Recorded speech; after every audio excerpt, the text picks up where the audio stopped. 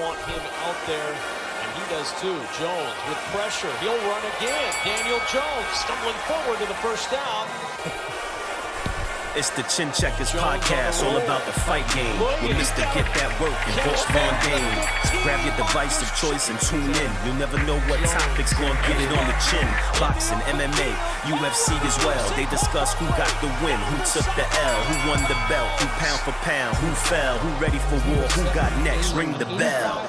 He was off the ball. My only question was, did he report? Because you can't have him. You ready? Yeah! Big Blue with another win, baby! Let's go! Let's go! My Giants right now, 4-1. Everyone heard we doing our thing. New York, stand up, baby! Yeah, we out here right now, man. We looking good. Yeah, Real man. good. I'm excited, man. Anyway, I'm Hawk Born Dame. That's my brother, Mr. Get That Work. And we are the Chin Checkers. Yes, sir. Yes, sir. Yeah, I'm hype. We fucking forward. Yo, we ain't been good in so long, bro. I don't even want to talk about boxing, man. Nah, I feel you. I was feeling real inspirational myself because I had watched that Redeem Team on Netflix documentary. I was like, let's fucking go. Like, I know that shit was years ago, but, you know, I don't know. Like, it was good. Nah, Netflix they do their thing with the documentaries, man. Yeah, for sure. All right, man, a bunch of news to get into. Conor Benn, Chris Eubank Jr. canceled. Yeah. Basically. Yeah. We gonna start with that. We going Fundora. Yeah, let's start off with it. Fuck, you already mentioned. Let's get into it. Big disappointment, guys. Really wanted to see that fight take place.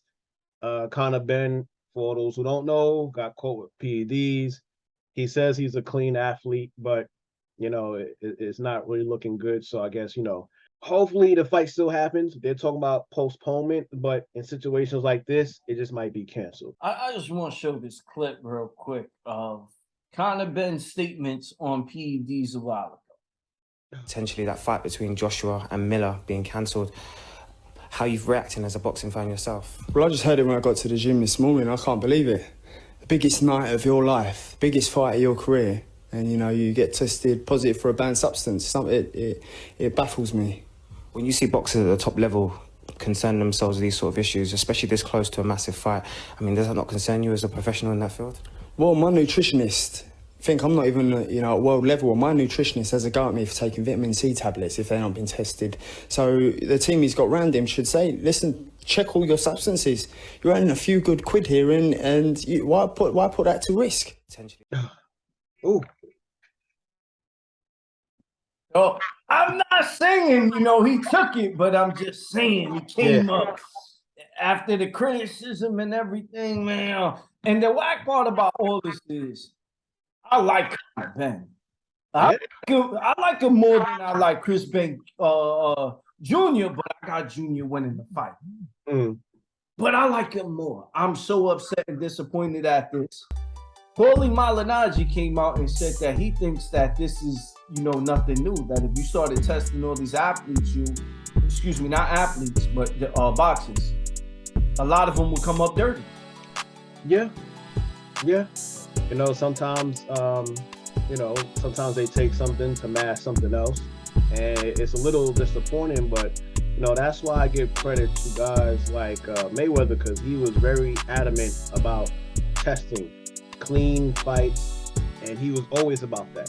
He didn't care who he fought. He just said, I want a fair fight. You know, when a situation like this happens, you know, people can say what they want to say, but if your profession is, you know, being a boxer, you got to make sure certain things. You got to make sure, you know, whatever you put in your body, you got to make sure it's good to go. You got to make sure it's good so there's no issues at all. There's no speculation. There's no rumors. It doesn't tarnish your legacy or whatever. Like, you got to make sure, because you're putting this inside of your body. I'm not sure boxing really cares, though. I don't think the people care neither. Shane Mosley got popped a while, you know, years ago. I still like Shane. I didn't care. I didn't even know that Roy Jones back in the days got popped for something. I don't think it was steroids. I just think it was like something you get at GNC that was on a list that you're not supposed to take. Canelo recently, Oscar Valdez out of his camp. There's been so many things. I just don't think boxing cares. Maybe they don't know. Maybe unbeknownst to them, they take something and they don't know. But I feel like you just have to make sure. I know everything I put in my body. I was just eating cookies before we got on the show. You know, I mean, always stuff in my face, man. Yeah. Yo, what did you think about Fundora, man? Okay, well, let's get right to it. First, you know what I'm saying? Transition, right? It wasn't an impressive victory. Not something that most people wanted to see, especially the first 4 rounds. He started to switch it up, you know what I'm saying? The boxing, he showed that he could box, but he didn't look too effective, honestly. And it was a victory, it just wasn't impressive.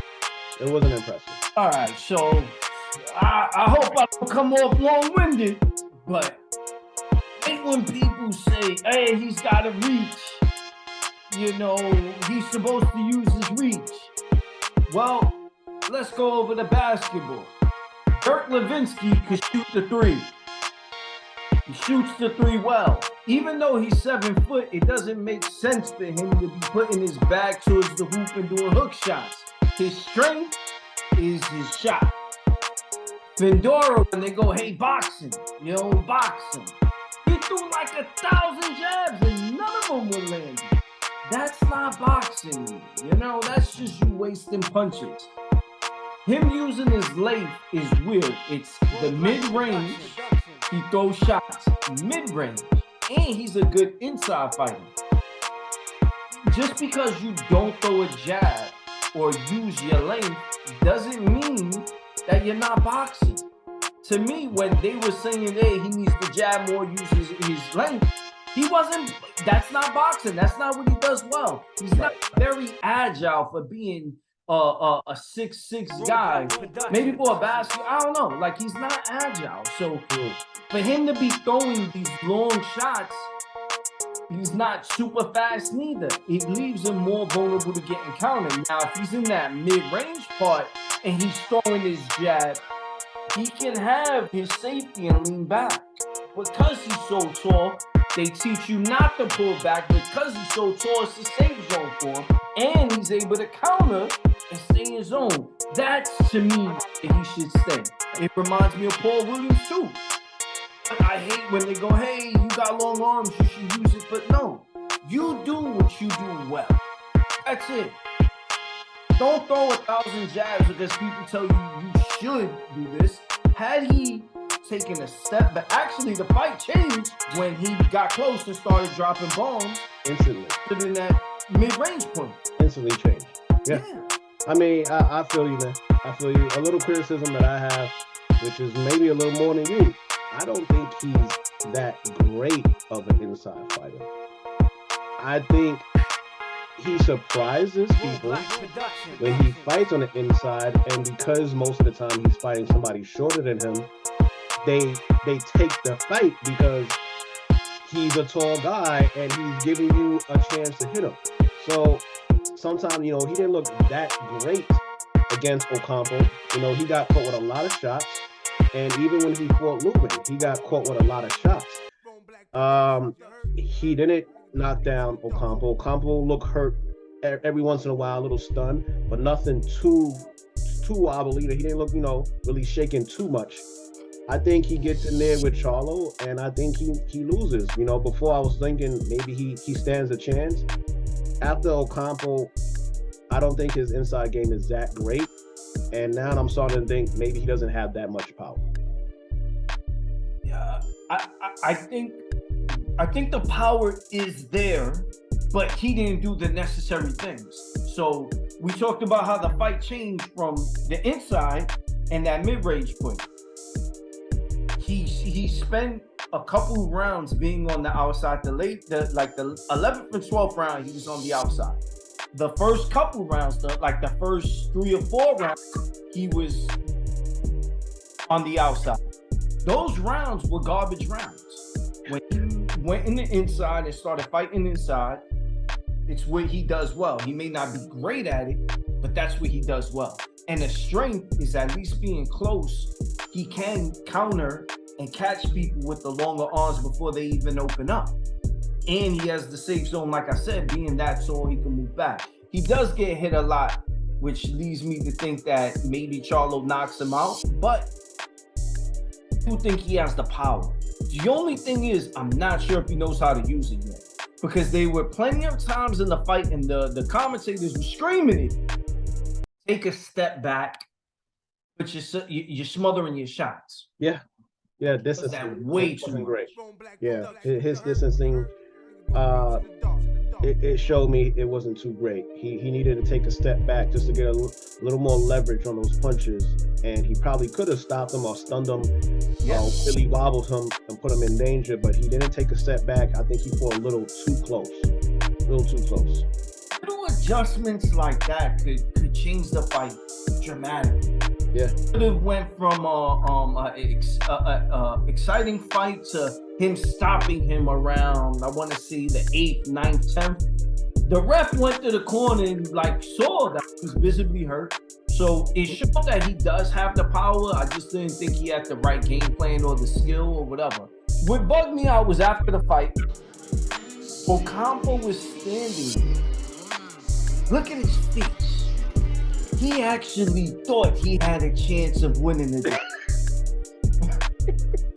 His reaction was priceless.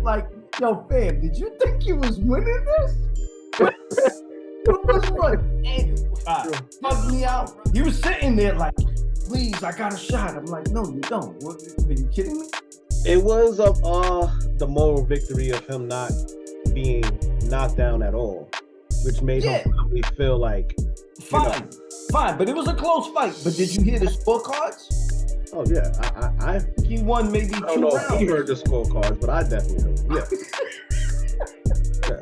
Oh, he heard him and walked away crying. What did you think about the fight before that? Because I think that was the most exciting fight. That was Jamal. Great fight, but when you're fighting a mannequin, somebody standing right in front, there was no angle, right in front of you, you should destroy him. When you're fighting a mannequin.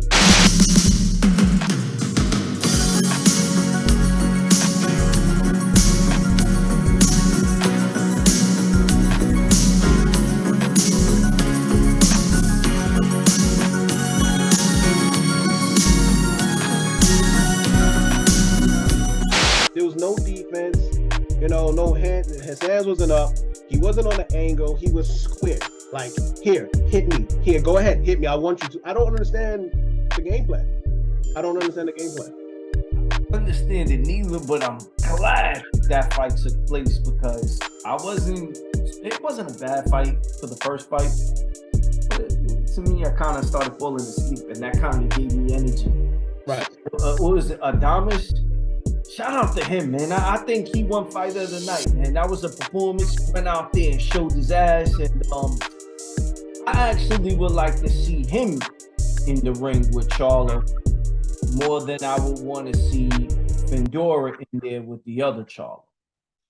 Well, I mean, I guess I see what you're saying, but Charlo is definitely Jamal 160 Charlo, guys. He's definitely not gonna stand in front of him like that. He's not gonna be squared up like that. So I think it's gonna be a much different fight. It would be an exciting fight, but I think it's gonna be a much different fight. Coming into this week, we got a bunch. Finally.